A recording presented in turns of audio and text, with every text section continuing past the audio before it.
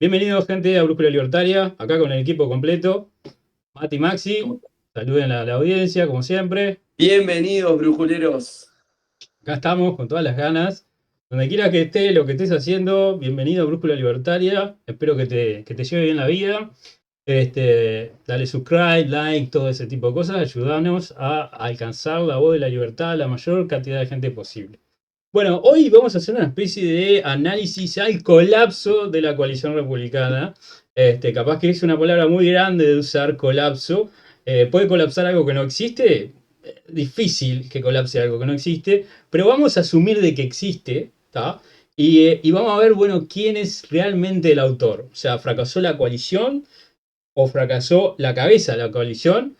¿O fracasó el titiritero de la cabeza de la coalición? Ya van un poco por dónde van, por dónde va la línea argumentativa. Y bueno, acá con Mati y Maxi nos vamos, M y M, nos vamos a dar un poco de palo.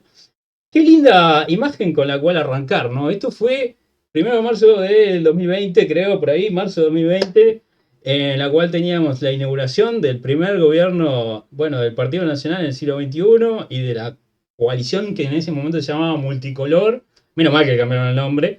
Y acá tienen a un Lacalle Pou muy contento, no como hoy en día, que seguramente no debe estar muy contento, y a su gran guardaespaldas artesiano, correteando y sudando un poco al lado de la cachila.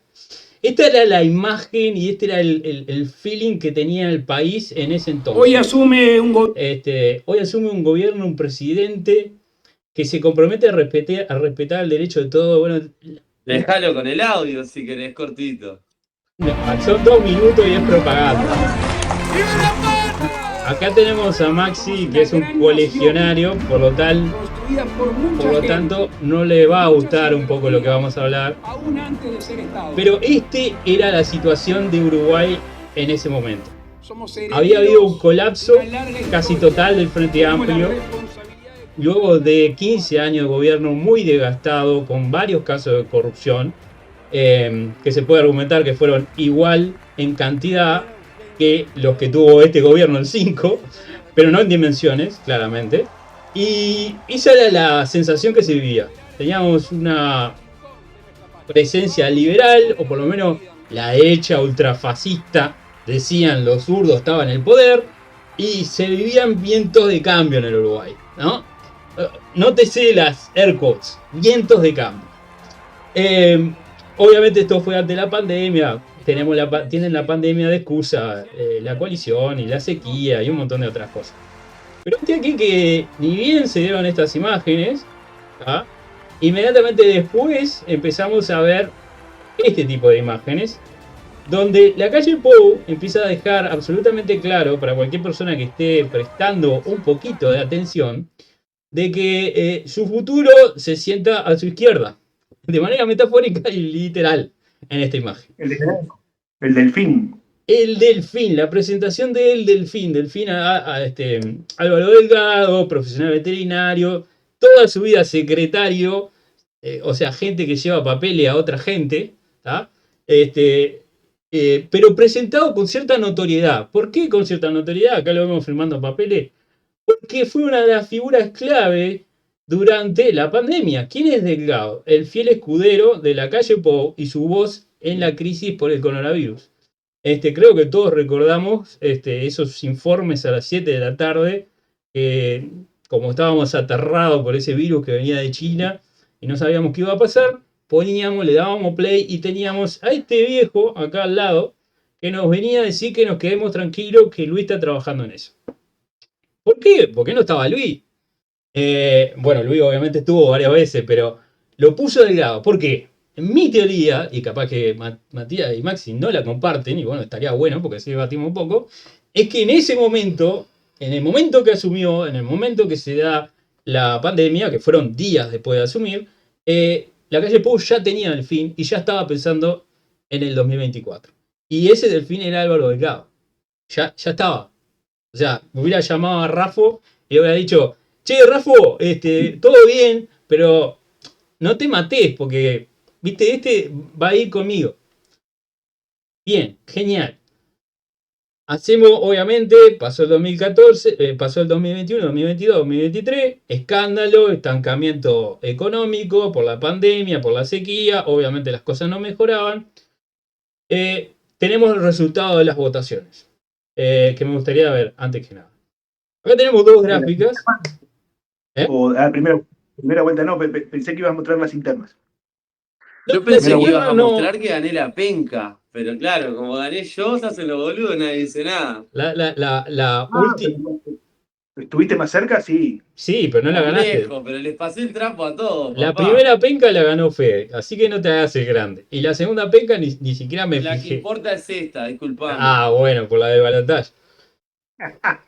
La definitiva. La definitiva. Sí, ¿sabés qué? Te otorgaría que la ganaste si hubieras participado en el vivo del balotaje. Pero como faltaste, Está bien, perdí el derecho, perdí el premio. Está perdiste el derecho de, exactamente, de jactarte de haberla ganado. Bueno, pero viendo esto, estas dos gráficas que armé yo copiando datos de acá y allá, ¿qué quiere decir esto? Bueno, es la primera vuelta de 2024 versus 2019. Tenemos 2019, la coalición republicana sacó aproximadamente unos 30.000 votos más o menos, no, 15.000 votos más que en el 2019 que en el 2024. Pero como pueden ver, hay una caída de votos tanto en la coalición republicana como en el Frente Amplio. El Frente Amplio de 2019 sacó más votos en la primera vuelta, ¿ok? Que en el 2024. Y obviamente la diferencia es mayor entre los dos en el 2024 que en el 2019. Esto quiere decir obviamente que la coalición perdió un montón de votos entre el 2019 y el 2024, pero no tanto como para asumir que inmediatamente iba a perder el Poder Ejecutivo. Porque si perdió 15.000 votos y la diferencia de votos en el 2019 fueron de 37.000 votos, eso quiere decir que aunque se hubieran mantenido los números, la coalición hubiera ganado el Ejecutivo, hubiera ganado la segunda. Cosa que sabemos que no sucedió. Lo que pasa ahí, Fernando, yo creo que hay una sobreestimación de la coalición, ¿no? La coalición fue un intento de la calle Pou de ganar con algo más explícito, teniendo en cuenta que Cabildo Abierto se sumó al juego, con algo más explícito que esas alianzas espontáneas que entre Blanco y Colorado se dieron desde que hay balotaje en la segunda vuelta, ¿no? O sea, la calle Pou quiere decir, bueno, no, sabiendo que simplemente con ese voto, esas alianzas circunstanciales, no le daba. Y que además tenía Cabildo Abierto que había que meterlo de alguna manera porque no sabía cómo iba a reaccionar, ¿no? Ustedes se acordarán que unos días antes del balotaje, Manini salió a hablarle a la tropa, y en fin, bueno. Entonces, la coalición, digamos, fue un instrumento de victoria electoral que por las circunstancias del destino se tuvo que transformar en una coalición de gobierno. Y ganar unas elecciones o juntarse y organizarse para ganar unas elecciones no es lo mismo que organizarse para gobernar durante 5 años. Entonces, ¿qué hizo la calle Pou? Lo que ya hablamos hasta el hartazgo. Hizo la coalición una especie de danza en torno a su figura, sacaba y ponía ministros, le explotaba algún fusible, lo sacaba y más o menos iba sorteando, pero siempre siendo él el eje. Entonces la coalición es él. Y va a perder porque la destruyó la calle Pou. ¿Por qué la destruyó? Y acá viene mi punto. La destruyó por el candidato. Y esa es mi tesis. O sea, yo acá no le quito ninguna responsabilidad. Acá el mariscal de la derrota es la calle Pou. Acá la pregunta está en, como vos bien decías, Fernando, es, la calle Pou ya al momento de designar a Álvaro Delgado como secretario, ¿ya tenía la intención de postularlo en el 2024 como su candidato? ¿O fue la trascendencia y la exposición que la crisis sanitaria le dio, no a Delgado, porque el hecho de que el secretario sea el vocero y no Salina como ministro de Salud fue una decisión política de la calle Pou, puramente política. Un secretario, él, como les comentaba yo en la columna de Delgado, es constitucionalmente el vocero del presidente en el Consejo de Ministros. Punto, nada más, un secretario, un vocero. Un chico de los mandados, ponerle institucionalmente es eso. Después, el nivel de confianza entre la calle Pou y Delgado hizo que confiara, porque obviamente tiene que ser un hombre de confianza, pero lo puede remover en cualquier lado, cualquier lugar. Entonces, la decisión de que no sea el ministro de Salud la cara visible de la gestión de la pandemia y sea el secretario fue una decisión política. Entonces, la calle Pou lo quería exponer. Que la cuestión está en si ya lo querés poner antes de la crisis o aprovechó esa oportunidad para decirte, mira, anda. ¿No? Ahora, la calle Pou pensó que esa popularidad o esa, digamos, aceptación de Delgado propia de la crisis sanitaria se iba a trasladar a un contexto de no crisis sanitaria. Y creo que ese fue el error de él. Y además fue una especie de ariete, digamos, para consolidar la hegemonía de él dentro O del sea, Partido Nacional, ¿no? claramente Pero, me salté de algo cuando salté ah, de año, pero en el medio hubieron esos sucesos que Sí, total. tenés que socios de la coalición señalaron, en este caso Sanguinetti, que obviamente lo que uno hubiera esperado, marzo 2020, ¿qué hace la coalición? Se concentra en un único lema, en una única fuerza política y se coordina. ¿Qué es lo que no pasó? Y que pidió Sanguinetti y pidió también Manini. Eso mismo. O sea, Manini Ríos. Esto es de diciembre de 2021. El presidente no tiene interés en formar una mesa de diálogo entre los socios de la coalición. O sea, Claro. durante 2 años, ¿ah? Desde marzo del 2020, esto es de febrero de 2020, 25 de febrero de 2020. Desde el 2020 hasta finales de 2021, o sea, durante 2 años, los socios de la coalición, tanto Sanguinetti como Manini Río, en este caso particular, le pidieron a la calle Pou y al Partido Nacional formar una mesa de diálogo en la coalición para fortalecer el gobierno, en realidad el gobierno, porque la mesa de coalición iba a ser que todos los socios de la No, coalición funcionen mejor. pero, para estar en una coalición de gobierno y no simplemente un gobierno blanco con Exacto, votos prestados, exacto. que fue sí. lo que fue el gobierno. Que es lo que no hace que uno, viendo en retrospectiva ahora, entiende un poco por qué Cabildo Abierto termina siendo gobierno de oposición. Como, Cantado. Esto estaba cantado porque Cabildo Abierto desentonaba dentro de la coalición enormemente y se vio en el tratamiento de la LUC, después se vio en otras legislaciones particulares, en la famosa reforma de la ley forestal. Cabildo Abierto estaba haciendo su juego dentro de un esquema de poder que le permitía ocupar cargos que fuera del Ejecutivo no podía claro, pero si ocupar. hubieran tenido una mesa de diálogo más receptora a No, sus no. egos, probablemente hubiera Pero, eliminado algunas rispideces. pero la pregunta es, ¿por qué no se formó esa mesa de diálogo? Yo me pregunto, es muy difícil Acá, estar ¿por en la qué no se cabeza de la formó? calle Pou en el momento de la pandemia, pero yo no creo que hubiera convicción de que de la pandemia se pudiera construir capital político. El tema, No, el tema, Maxi, es no que creo que él haya pensado eso. No, Porque si lo hubiera tenía miedo pensado, que... él hubiera No, estado al frente te- de todas las medidas. tenía a pero Daniel Salinas, que había ganado un montón de notoriedad durante la pandemia, y quería cortarle la sala porque no quería que Cabildo Abierto siguiera creciendo. O sea, pero- la calle Pou quería ambas cosas. Quería una coalición que le vote todo y funcione como él quiere, pero no quería que ninguno de los socios gane caudal de voto para seguir siendo el Partido Nacional el que maneja todas las cartas. Está normal, estamos de acuerdo. Bueno, normal de un punto de vista de político Sí, tradicional el único punto de vista HDP. relevante para poder analizar esto. Esos normal. esos son los políticos que no hacen país. Son los políticos que hacen bolsillo. Los políticos que hacen ego. Los políticos que hacen su sí, legado. también, Fernando, hay un tema que es que falta cultura política en este país de gobiernos de coalición, ¿no? Digamos, a diferencia de los gobiernos o de los sistemas parlamentaristas como en Europa, que tienen sus riesgos, claro está, pero en donde ningún partido llega a tener una fuerza mayoritaria dentro de los parlamentos, porque son los parlamentos los que forman el gobierno, entonces necesariamente tenés que armar bloques y alianzas entre distintas fuerzas parlamentarias para lograr que te apoyen un jefe de gobierno, en fin, un canciller, digamos, en fin, ¿no? Lo que sea. Que estamos viendo en Alemania cómo está explotando el gobierno de Olaf Scholz, digamos, por justamente que él armó un Frankenstein entre socialdemócrata, digamos, la centroizquierda, liberal y ecologista, que no dio. Lo mismo en Francia, digamos, donde también el Parlamento francés pone, digamos, al primer ministro, ¿no? Entonces, el presidente, primer, en fin. Entonces, en Uruguay las funciones de gobierno y las funciones de jefe de Estado están consolidadas.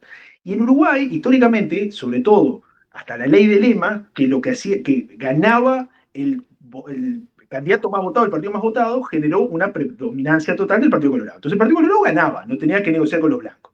Los blancos, hasta más ayer, lo que te hacían era te levantaban una gauchada y te hacían alguna revuelta. Iba el ejército, los mataba o hacía algún pacto, punto.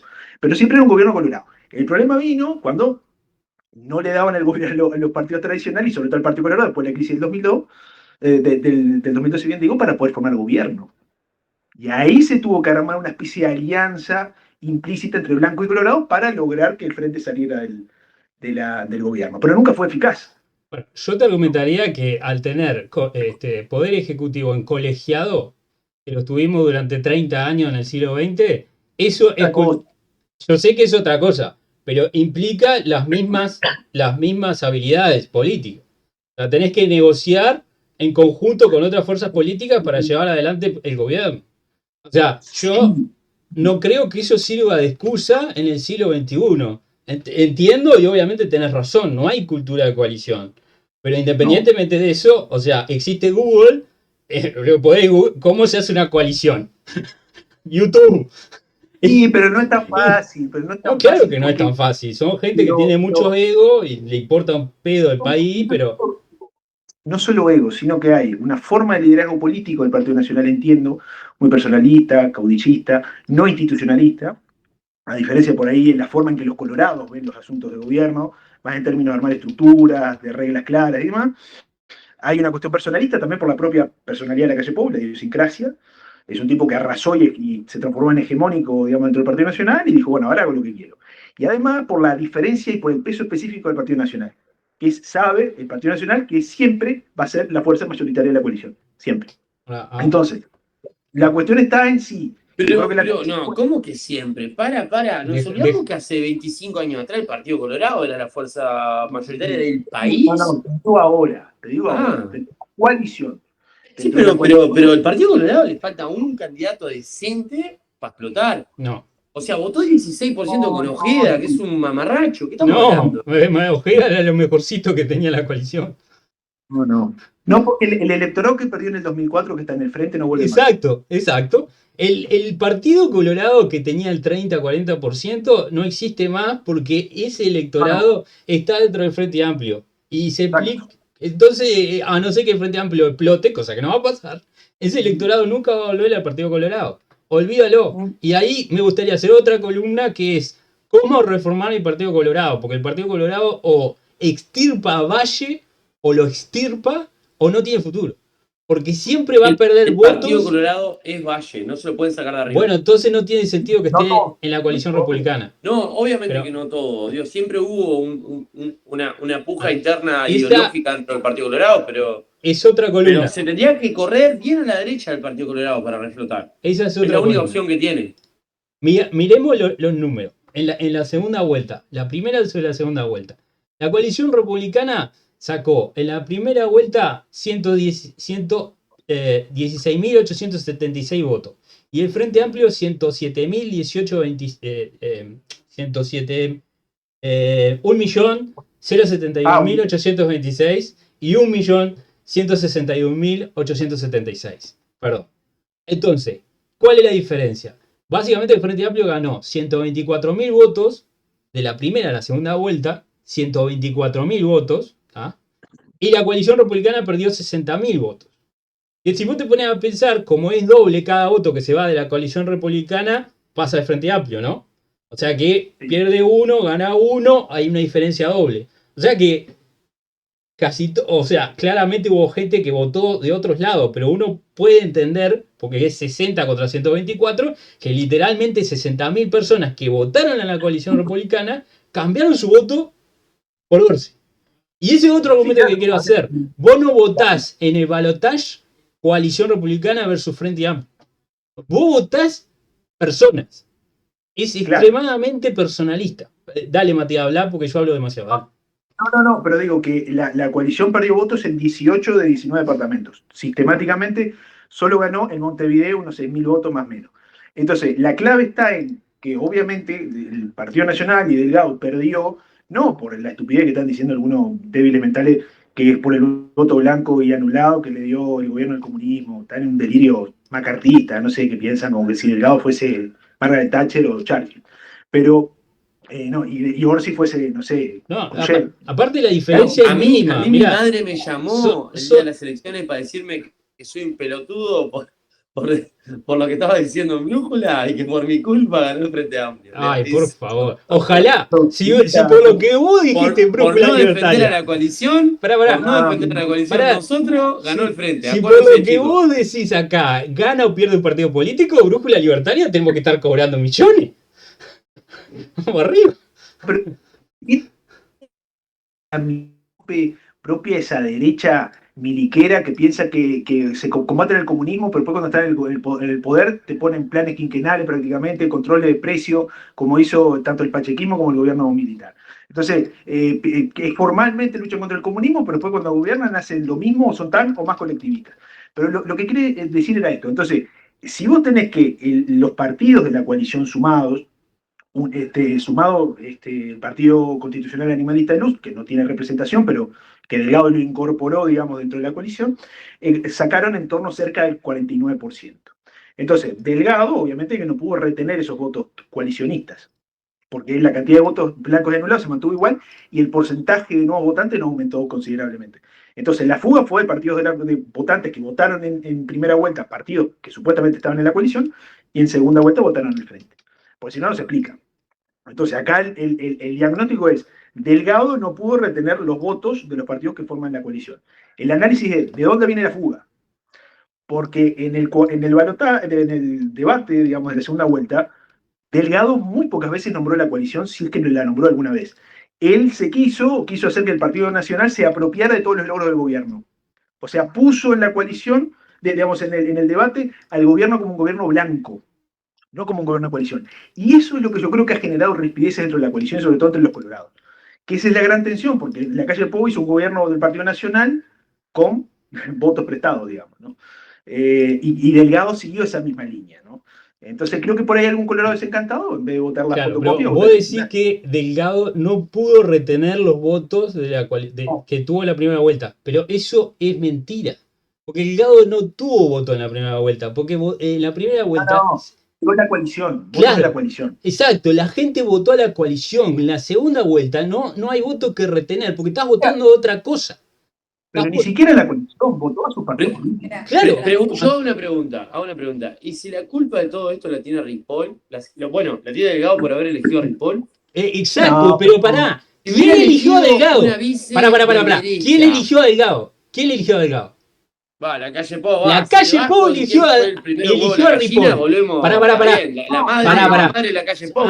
Asumamos que Delgado eligió a Ripoll. ¿Vos te crees que Delgado no consultó con la calle Pou antes de hacerlo público? Bueno, pero que Ripoll, entonces la calle Pou, pará. Entonces la calle Pou ni siquiera le dijo, o sea, no te digo que le diga a quién poner, pero no le dijo que no tampoco. O sea, si no podés culpar al mono y a la metralleta por la culpa del que le da la metralleta al mono. Pero la calle Pou no le interesaba que ganara Delgado. Esa es la verdad. Bueno, la calle Pou quería que perdiera la coalición republicana. Esa es la tesis. Claro, porque él gana caminando en 2029, Ulises. No sé si eso. Y va a ganar con votos propios y con poder propio. No sé si eso va a pasar, pero es importante que todo el mundo. Nadie destruyó a Cabildo Abierto. Bueno, no. No, Cabildo Abierto, pero por razones. Mentira. Bueno. Cabildo Abierto implotó por Cabildo Abierto. Porque mucha gente votó a Cabildo Abierto pensando que iba a ser algo diferente. ¿Ah? Era el puto Salle del 2019. La idea, vengo a poner el orden, se acabó el recreo. Y a todos estos corruptos de mierda los voy a meter en cana, porque soy un milico. Minga, no puso a nadie en cana, se robó toda la mujer, no hizo nada más que quejarse los 5 años, ¿entendés? El único que servía era Salina y te dabas cuenta a miles de millas que no tenía nada que ver con Manini Río. Salina era blanco hasta hace 2 minutos. Exacto. Entonces, ¿de qué sirvió? Por eso implotó Cabildo Abierto. Porque Cabildo Abierto no servía para nada. Lo votaron para algo y el tipo no supo entender para qué lo votaron. Sí, además pero el desplome de Cabildo Abierto se compensó con el crecimiento del Partido Colorado. O sea, que en términos netos se mantuvo el capital. Sí. El tema está en que acá hay una cuestión que es que Delgado, que era lo que yo comentaba en la columna sobre Delgado, o sea, Delgado quería mostrarse no como un candidato de la coalición, sino como un candidato del Partido Nacional, que es el partido gobierno. O sea, presentar a la coalición, digamos, el gobierno como un gobierno blanco y él como sucesor del presidente, que es blanco, ¿no? Entonces, Delgado habló pocas veces de la coalición, a diferencia de Ojeda, que hizo siempre un discurso más pro-coalicionista. Pero el tema está en que a ver, que si uno quiere encontrar el culpable, con Ripoll o sin Ripoll, creo que el Partido Nacional la tenía difícil, por varias razones, ¿no? Primero, por los escándalos de corrupción y demás. Segundo, por los errores estratégicos y tácticos de planificación de la campaña electoral. Vos no podés poner a la FLUF como jefe de campaña, por Dios.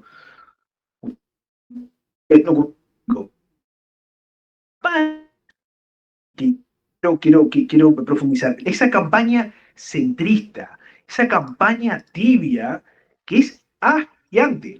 Argimón dice, yo soy de centro, pero ¿qué corno es ser de centro? Esto, o sea, tú piensas que no, yo soy de centro. ¿Qué es ser de centro? Si no existe derecha en este país. Porque para que haya centro, para estar en este camino del medio, tiene que haber una izquierda y una derecha. Y como decía Margaret Thatcher, o sea, es peligroso ponerte en el medio de una ruta porque te pueden golpear de los dos lados. ¿Qué es esto del centrismo? Porque el centrismo no es más que defender el status quo, que en este país es un status quo estatista, colectivista y socialdemócrata. Pero que lo digan. Bueno, pero Beatriz Argimón no iba a mover la hoja ni para un lado ni para el otro. Independientemente, Miere ganó votos, ¿tá? A diferencia del Partido Blanco y el partido que perdió votos, ¿tá? Mieres, así como lo ve, ganó un 43,34% de votos entre el 2019 y el 2024. No, pasó del 1 algo al casi 2. No importa, casi un 50%. Sí, está bien. Claro, pero te lo dicen como que el Partido Nacional el Partido Nacional perdió 40.000 votos. Atento, chicos. El Partido Nacional en brújula. El Partido Nacional perdió 40.000 votos. E independientemente de eso, no era para defender a Miene que estaba sacando esto, era para denotar la estupidez de Ojeda. Minutos después de la elección, el tipo habla de cogobierno y hace enojar a todos los demás socios de la coalición, que son votos que el tipo necesita retener. Y que además tiene que convencerlos que voten a uno que no votaron. Porque, como decía Matías, votaron a su partido. No votaron ni a la coalición, ni votaron a Delgado. Y a eso, Fernando, súmale el tibio apoyo de Ojeda a Delgado, ¿no? O sea, el tibio, suave, ¿no? Sutil, tampoco es que hizo mucha campaña, se rajó la vestidura y la pero, a ver, esto no indica mi teoría conspiranoica, me pongo el gorrito acá, de que puede ser que la calle Pou no le tuviera fe, sabía que perdía en segunda vuelta Delgado, le dijo a Ojeda, vos no te hundas con este barco que nosotros estamos pensando para adelante. ¿No puede haber ocurrido eso? Estoy tan loco yo. Pero ya metió los dedos en el enchufe, ya está, ya él se la jugó en primera vuelta y la supervivencia política y la continuidad política de Ojeda depende de estar el Partido Colorado entre una coalición. Sí. ¿No? Si no el Partido Colorado nunca va a llegar a un cargo ejecutivo. No, Matías, no depende un carajo de estar ahí. Ojeda tiene tele de antes, va a seguir teniendo tele el tipo, porque vos, te lo digo, mi madre lo votaba porque le parecía lindo. Este loco va a seguir y seguramente crezca. No te comas la pastilla. Ojeda no tiene techo. Los votantes son mucho más estúpidos de lo que nosotros creemos que son. Sí, Ojeda no tiene techo porque la gente no tiene estándares. ¿Ah? O sea, eso, Fer, estamos 100% de acuerdo. Bueno, está. Por eso yo te digo que Ojeda tiene mucha más capacidad de alcanzar la presidencia que Delgado. Y lo voy a presentar en un término extremadamente sencillo. Ojeda tiene carisma. Delgado tiene ausencia de carisma. ¿Tá? Y lo voy a representar con una imagen muy gráfica porque que probablemente esté en la captura en la miniatura de este video. Esto es Delgado. Para los que no lo conocen, esto es un ser mitológico que se llama Dementor, es el del universo de Harry Potter. Y su principal habilidad, además de volar, es succionar la felicidad de las personas de su alma. Matías, no vayas a comentar de esto que te intenté obligar a ver Harry Potter y no quisiste, callate la boca, no digas nada. Pero Matías es un intelectual, comprale el libro para el cumpleaños y lo va a leer. Claro. Delgado es un Dementor, ¿tá? Y sí, del otro lado, ¿vos qué tenías?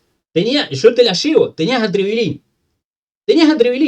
Pero si tenés que votar entre Tribilín, ¿tá? Sacando todo el lado, y votar a un Dementor, ¿a quién vas a votar?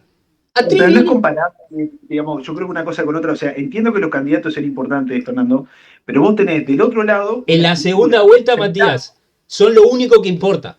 En la segunda vuelta... No. Yo ahí no coincido. Vos tenés, del otro lado tenés una estructura consolidada, una institucionalidad, un partido político hace más de 50 años que viene funcionando, que si le metés una heladera, un frente amplista te vota, una heladera como el Frente Amplio. El candidato puede sumar, pero difícilmente sea tan, porque muchos Frente Amplistas votaron... No, claro, Matías, pero yo estoy hablando de la diferencia de los votos, no estoy hablando del núcleo. Estoy hablando pero de los sí, votos que se fueron, de los 60.000 votos que se fueron de la coalición y se fueron estoy para dando el la Frente razón, Amplio. te voy dando la razón, Fernando, que es que vos cuando tenés una estructura, una institucionalidad consolidada y que funciona, el candidato no es tan relevante. Pero si vos del otro lado, como la coalición republicana, no tenés una institucionalidad, el candidato es fundamental. Porque lo que te aglutina los votos de la coalición es el candidato. Claro, vos fíjate que en Argentina, Unión por la Patria gana Buenos Aires y pusieron a Kicillof. Yo pienso que Kicillof es Bueno, invotable, pero pero ganaron con estructura y nada más. del Partido Justicialista que está hace 30, 40 años en determinados distritos electorales, como La Matanza y demás, Quilmes, qué sé yo. Porque gana el lema, gana el partido, gana la estructura. Entonces, el tema es que el Partido Colorado, al dejar de chupar la teta al Estado y falleció. Porque el Partido Colorado mantenía su capital político estando en el Estado. Se alejó del Estado y murió. Entonces, yo no creo que tenga mucho crecimiento el Partido Colorado. No, no lo veo. Creo que el techo histórico puede ser Yo, 17% de Bordaberry, yo, pero no. yo creo que el Partido Colorado puede crecer si se corre a la derecha. Puede crecer.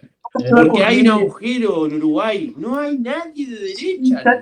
sálvese, y lo que hay de derecha es el terrismo, ponele, o el riverismo, que son tan colectivistas como el Partido por la Victoria del Pueblo, el PVP. Yo Entonces, vos lo creo que que tenés es una derecha. ¿Vieron hay que que tener cuidado. Federico Leitch está lanzando un nuevo espacio político ahí? ¿Se Sí, la enteraron de plataforma eso? por la libertad. Hay que ver Eh, qué es lo que va a terminar con eso. Aparentemente no va a ser un partido político, pero obviamente va a empezar ya empezó a generar cierto ruido en lo que es el Partido Libertario, porque hay gente que van a tener obviamente intereses superpuestos y a veces, obviamente alineados, pero en conflicto, porque vos no podés poner el 100% de tu esfuerzo en una iniciativa o en la otra, vas a tener que elegir. Vamos a ver qué pasa con eso. Federico Leite es una persona muy divisiva, muy polémica, una persona que se ha peleado al aire con comentaristas de radio, una persona que se ha peleado con un montón de otros liberales, libertarios, y por más que Dotti sea una de las personas que está en esa plataforma, que Dotti es lo más cercano a un Milei que tenemos, y es el que constantemente está diciendo yo no verdad, hay que ver qué tanta sinergia va a haber en ese espacio político del cual yo defiendo a Federico Leite en el sentido de que el tipo le pegó en todos los pronósticos que él hizo, y de hecho ahora voy a buscar el tweet para mostrarlo, pero tal, es una persona que en el pasado fue muy problemática, no sabemos si cambió, y hay que ver qué tanta fuerza va a tener esa plataforma por la libertad. Yo lo que estoy viendo es que algunos agentes de Plataforma por la Libertad están teniendo mucha posición mediática en la derecha a diario. Y eso Pero va yo a no sé, tener... tipo, Fernando, a ver, el tipo juega solo y tiene su personalidad. Es cierto que construyó, ¿se acuerdan? El coordinador libertario. Sí, Después implosionó, no sabemos si por su culpa, por la culpa de los que lo integraron, no lo sabemos. El tema es que eso implosionó. Pero al menos lo que sí le tenemos que reconocer es que el tipo tiene buen ojo para leer la realidad política y por lo menos, bueno, anda en esto de construir proyectos que después no andan, pero yo creo que en parte no andan, buena parte por la inviabilidad ¿me dejás leer del. esto? Federico Ley, 17 de abril de 2024. Orsi gana y es presidente. Cose no llega por poco. El Partido Nacional sigue bajando. Ojeda con su vida hace pero le crecer el embocó Partido a Colorado. todo. Exacto. Le pegó a todo. El hijo de Sí. puta le pegó a todo. Entonces, el tipo será un loco. Nostradamus. Habrá que. Sí, sí. Le tendría que haber puesto plata. Será un loco, será infumable, pero como analista político, lamentablemente no, porque es liberal, está del otro lado. ¿No lo podemos invitar un día, Fer? Sí, lo podemos invitar y vamos a ver si lo invitamos, pero ahora como está con esto de la plataforma de la libertad y está tratando que lo...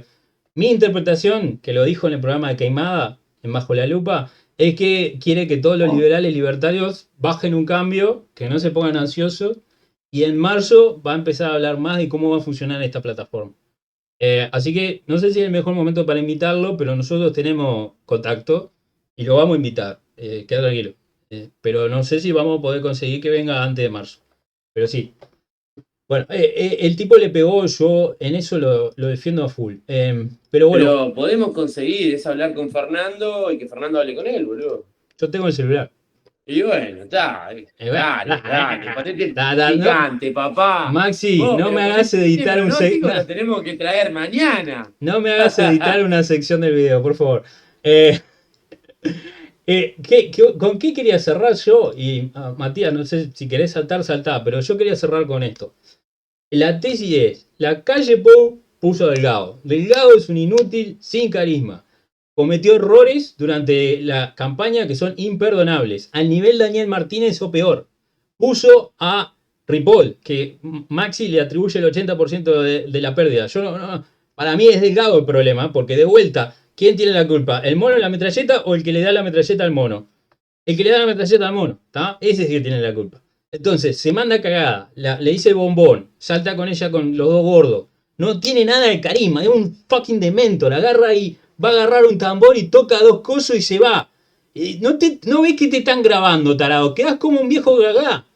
Una y otra vez haciendo ese tipo de cosas. ¿Qué hace? Pierde con 60.000 votos que se le van de la coalición republicana a su oponente en una elección que los votos en disputa dependen enteramente del candidato.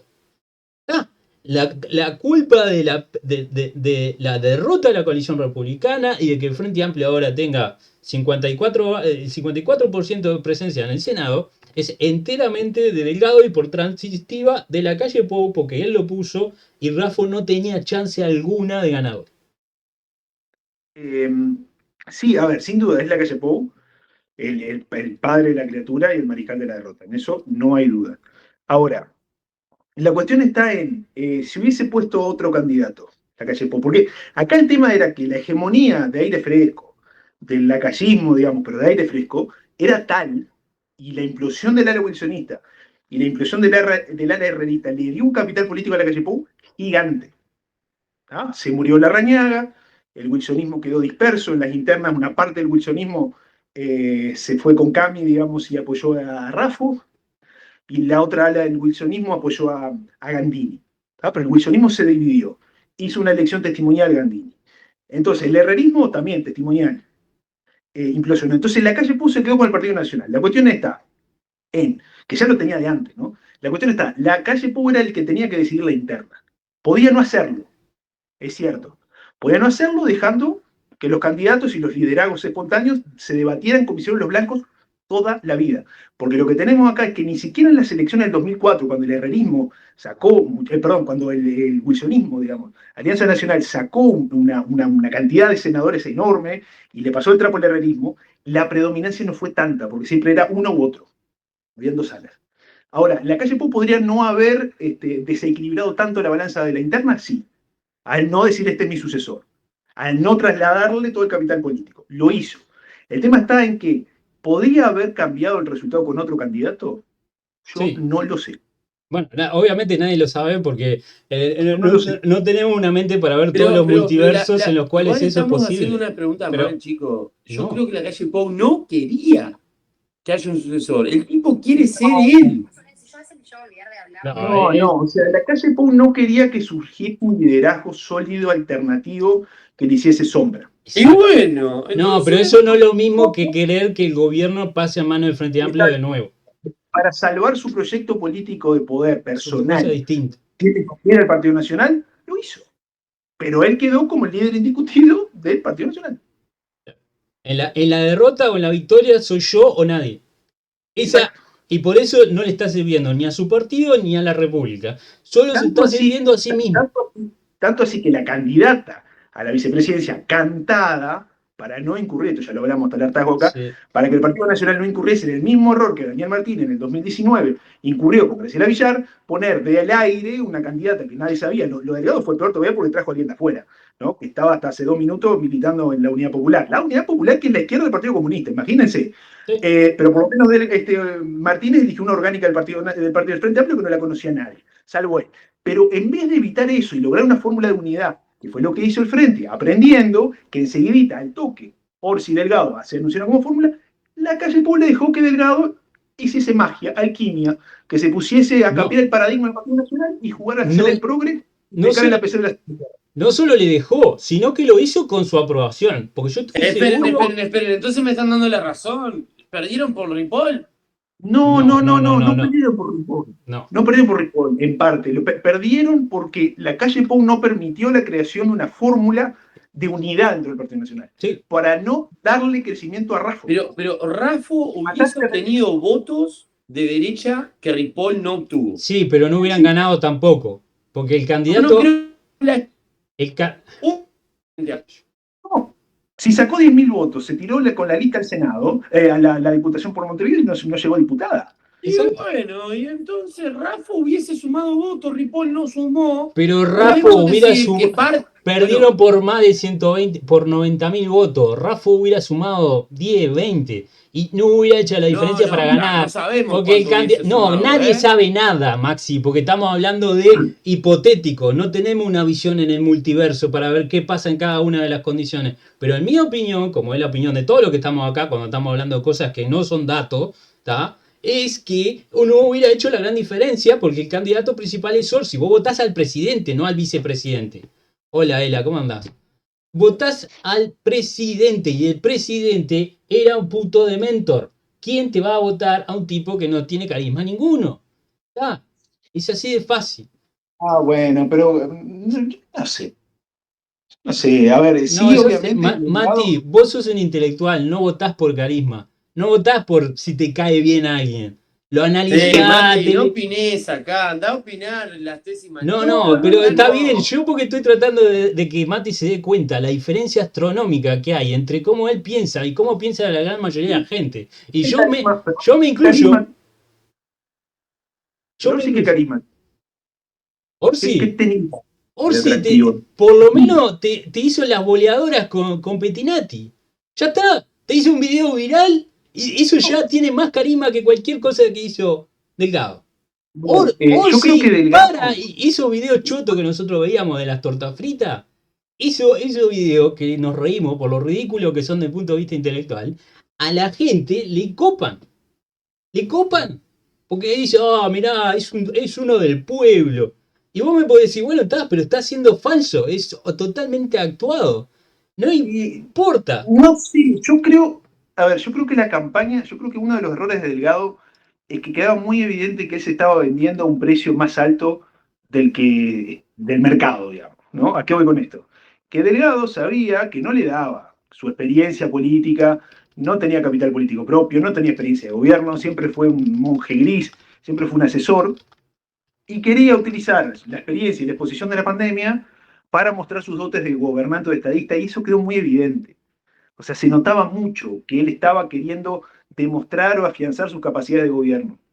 Por lo menos Orsi tenía 2 gestiones de la Intendencia de Canelones atrás como intendente y 2 gobiernos de Carámbula como mano derecha. O sea, tenía experiencia en un ejecutivo departamental, pero tenía como líder.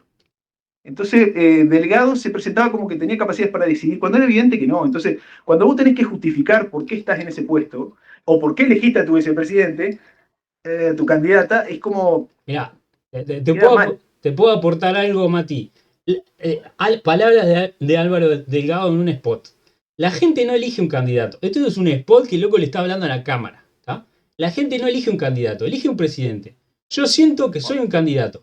Quizás no el candidato que entusiasma a las masas.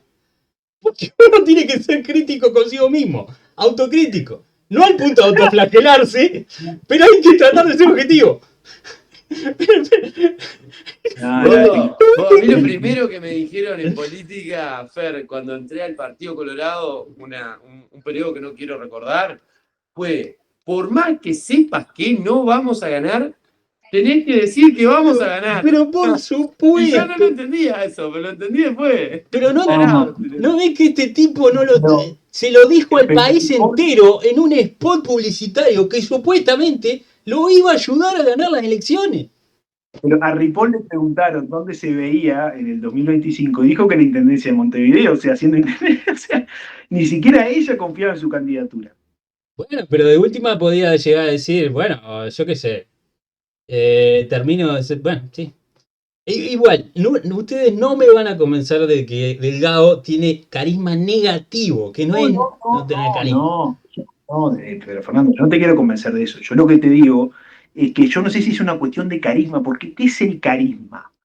Es la habilidad de que la gente empatice contigo independientemente de cualquier razón. No es racional, es emotivo. No, pero a ver, la definición técnica de carisma, por lo menos la que abre, cuando el candidato se presenta como portador de cualidades extraordinarias, que nadie los tiene, ¿no? Un Chávez, ¿no? Que decía, no sé, que era la encarnación de Bolívar, un Lula en cierto sentido, era un luchador sindical, y mostraba cierto coraje. Ahora, ninguno de los políticos uruguayos, por lo menos de la vuelta a la democracia, se presentó como carismático. Podía ser un poquito más potable, que te caiga mejor o no, pero no se presentaba con esto de que yo tengo el fuego sagrado de ningún otro. Yo entiendo lo que vos vas, obviamente comparado con Ojeda, que tenía una inteligencia emocional, una capacidad de conectar y de caer bien enorme. Entonces ni competía, porque Delgado abría la boca y uno ya empezaba a bostezar. Y había que pellizcarse para sentir algo cuando hablaba, claro. ¿Por qué? Porque estaba continuamente intentando justificar por qué estaba donde estaba. Claro, porque él mismo Porque sabía que no tenía que estar donde estaba. Él era consciente que era la peor persona para ese puesto. Exacto, pero en una democracia, el candidato que gana no tiene que justificar por qué ganó, porque ganó por los votos. Bueno, El problema con Delgado es que ganó con voto ajeno. definición de carisma. De Especial todas formas, hay capacidad de una algunas cosa. personas para atraer o fascinar. Sí, pero ese no es el concepto político de carisma. Bueno, Por lo menos, Quiero una lanza por Delgado. entiendo que va. Es Yo eso. fui, yo fui, las veces que vino acá a Maldonado, digo, estuve ahí, compartí escenario con él incluso, y el tipo es muy buen orador, no es mal Bien, orador, bien. Delgado. Ay, Cuando por está, favor. no, cuando está dando discurso político no es malo, no es malo, yo he visto gente mala, es medio, es del medio, es del medio, no es bueno, pero no es malo. Orsi es malo. Orsi no tiene oratoria ninguna. bueno, Tribilín, totalmente de acuerdo. Pero sí, o sea, se trompieza con sus propias palabras, Orsi. Pero ya te digo, Tribilín es simpático. Te causa gracia que se trompece con sus propias palabras. Te genera empatía. Es imposible. No conozco a No, nadie que pobrecito, odie a Fer, no Tribilín. sabés que es tartamudo el Y pobre. bueno, justamente, independientemente de ser tartamudo, es una cualidad. No es tartamudo, No boludo. importa si lo es o no. Estamos hablando de política, son mentirosos seriales, Maxi. No importa si es o no. Entre que vio el título de Sendiki y que Orsi tartamudo, No importa si es verdad o no. Porque son políticos, te van a mentir. ¿Tá? Por definición. Entonces no importa si es verdad o no que sea tartamudo. Pero justamente Trevelin es un inútil, tartamudea, no hace para nada, pero el es, cerebro le tartamudea, pero Fer. es carismático, a la gente ¿Sabes le loco? cae Tiene bien. lag, ¿viste? Tiene 280 de ping, está jugando en un servidor ruso. Orsi, dejate de joder, boludo. Dios mío. Bueno, No, a ver, de última, yo creo que al final del día los partidos políticos tradicionales no están viendo por dónde viene la mano. Que pescar en la pecera de la centroizquierda, ya está, no va más. vamos a ver si se dan cuenta. Yo lo dudo mucho. Porque No, este no se va. análisis que nosotros... Ojo, no, que no se den cuenta, porque en el momento en el que se den cuenta, van a salir, van a ganar con el discurso de derecha y no van a hacer nada los chupapijas esto. No, que no se den cuenta. Hay que voltearlo.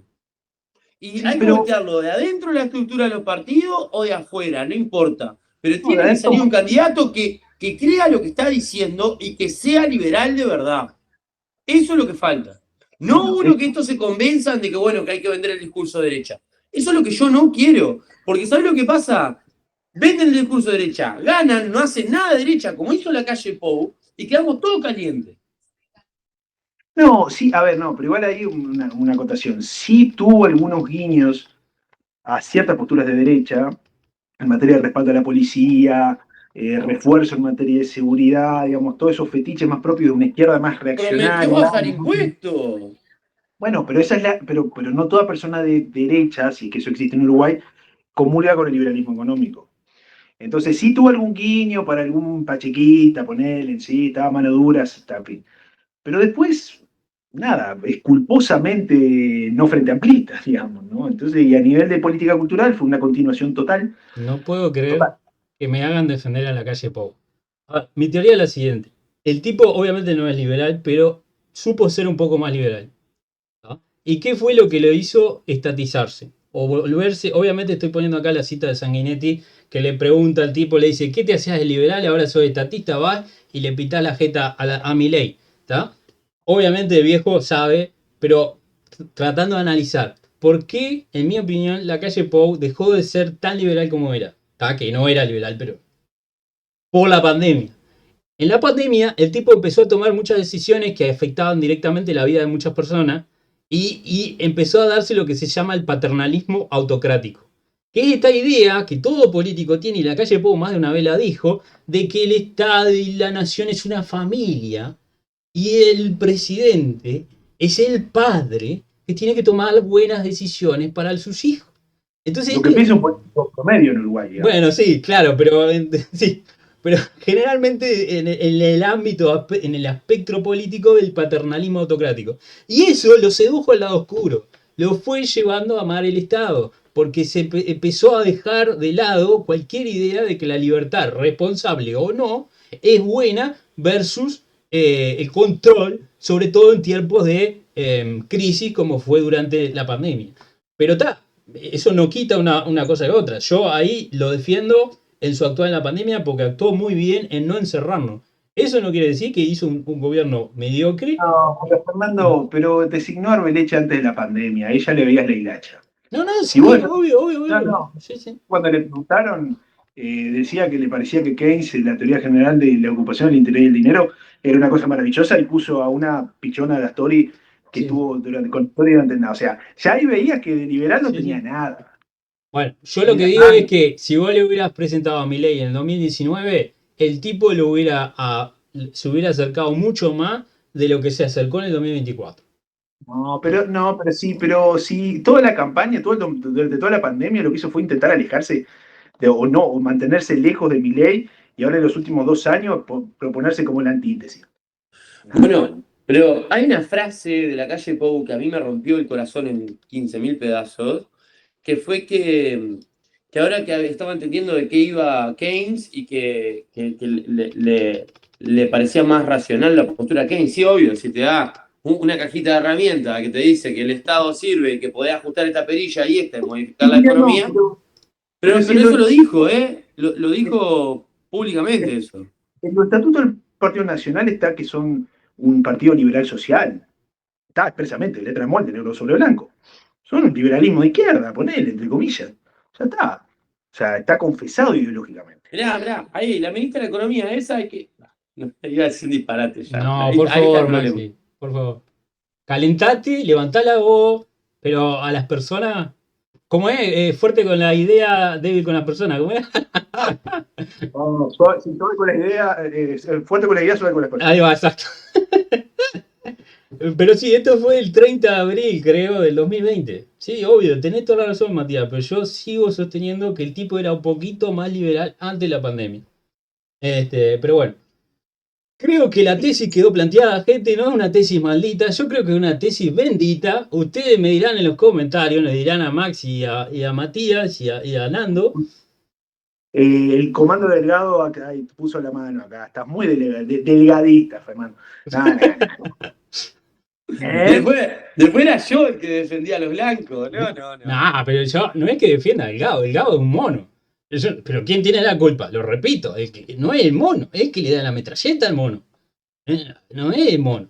El Delgado era un secretario, él sabía que era un secretario y nunca en la historia de la humanidad un secretario va a llegar a presidente. Porque las cualidades que se necesitan para ser un secretario es un conjunto discreto con las cualidades que se necesitan para ser un líder. Chao. Hay un apunte que quiero hacer antes de terminar. Yo creo que hay un tema que al final del día, con el diario del lunes, podemos ver que el Partido Nacional gobernó el país como un gobierno departamental, haciendo calles, ruta, inaugurando puentes, pensando que la obra pública sirve para ganar, como si sucede en los gobiernos departamentales. Tuvieron un esquema de administración prebendaria y patrimonialista, choreando y pensando que se puede meter la mano, como hacen los gobiernos departamentales. Y se pensaron que la cuestión cultural o la cuestión del debate de ideas, al igual que en los gobiernos departamentales, poco importa, porque yo voto al alcalde que me da un poquito mejor una chapa o me habilita el comercio, el debate de ideas no importa a nivel nacional. Entonces, los blancos no saben gobernar, punto. No saben porque no tienen experiencia de gobierno y gobiernan como gobernaron en el siglo XIX los departamentos, ¿no? A sable y billete. Entonces, no saben gobernar los blancos. No entienden cómo funciona el Estado. Entonces, por eso ves que la calle Pou se pegó a Penadé, pasó lo de Merced, te doy, me da, todo, conversaciones comisariales, cosas bajo la ventana y, digamos, y la mesa, Entonces los tipos no saben cómo es el Estado y por eso en realidad hay que mantenerlos lejos del Estado, a los blancos. Porque las veces que han llegado, salvo el primer gobierno colegiado de Herrera, después fue un desastre.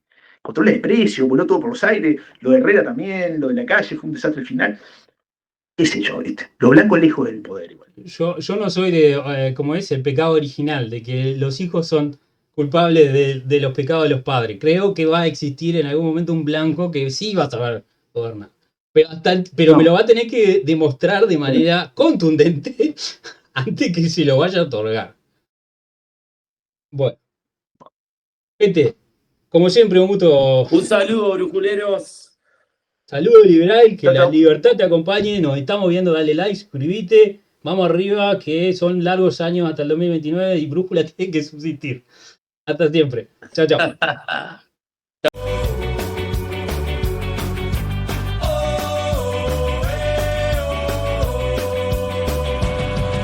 Brújula libertaria, vaya fama que has ganado. Te hallamos en YouTube, un canal recomendado. La murga trae satiras a jugar y a desbordar. Con vídeos e ideas, un compacto